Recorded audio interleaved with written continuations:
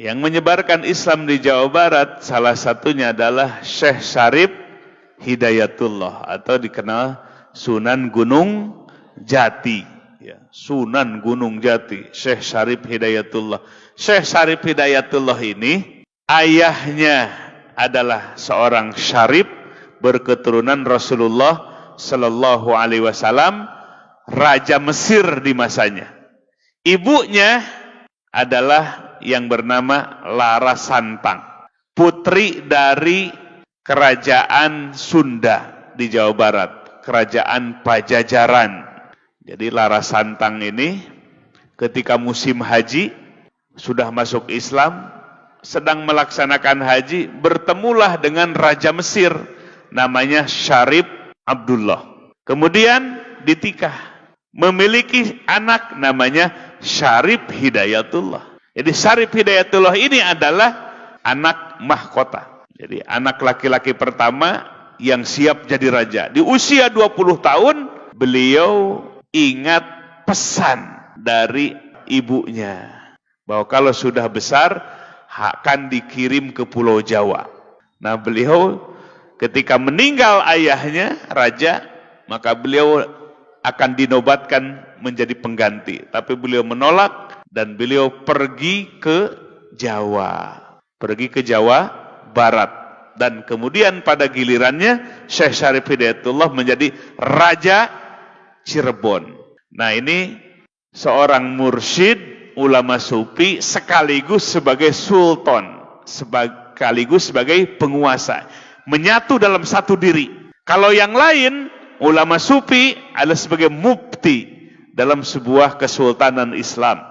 Tapi kalau Syekh Syarif Hidayatullah, ya raja, ya sultan, ya mursyid, ya ulama sufi juga.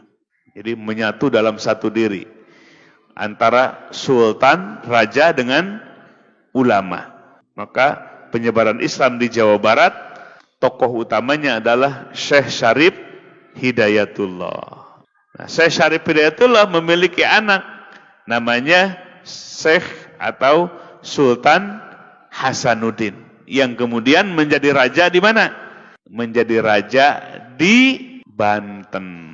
Ya, jadi kerajaan Banten pertama adalah Syekh Maulana Hasanuddin, ya, putra dari Syekh Syarif Hidayatullah.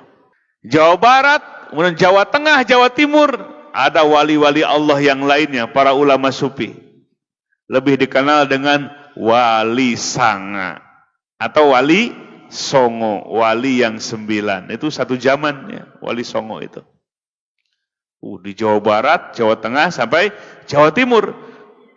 Jadi penyebaran Islam oleh para ulama sufi semua, oleh para wali Allah yang sempurna ilmu agamanya.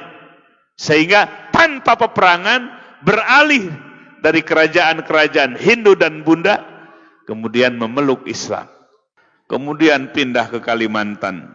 Ke Kalimantan ada Syekh Muhammad Arsyad Al-Banjari di Banjar, Kalimantan Selatan. Beliau seorang ulama sufi, ya, ulama sufi jadi mufti di Kesultanan Banjar.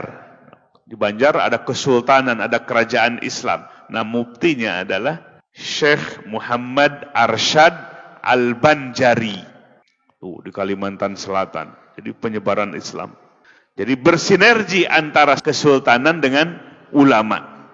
Sehingga penyebaran Islam lebih cepat. Pindah ke Sulawesi, ada Syekh Yusuf Al-Makassari. Syekh Yusuf Al-Makassari dari Goa, Kabupaten Goa, ada di Sulawesi Selatan. Beliau menyebarkan tarekat Kholwatiyah, juga tarekat Syatoriyah, juga tarekat Qadiriyah, ya, penyebaran Islam. Nah, ini jamaah sekalian, singkat dari peran para ulama sufi menyebarkan Islam di Nusantara ini menunjukkan penyebaran Islam yang sangat damai, tidak terjadi peperangan yang berarti. Kenapa? Sebab ulama yang sempurna ilmu agamanya atau ulama sufi, ulama yang sudah mencapai hakikat, ulama yang mencapai hakikat, gak emosi lagi. Ini yang jadi komplik itu.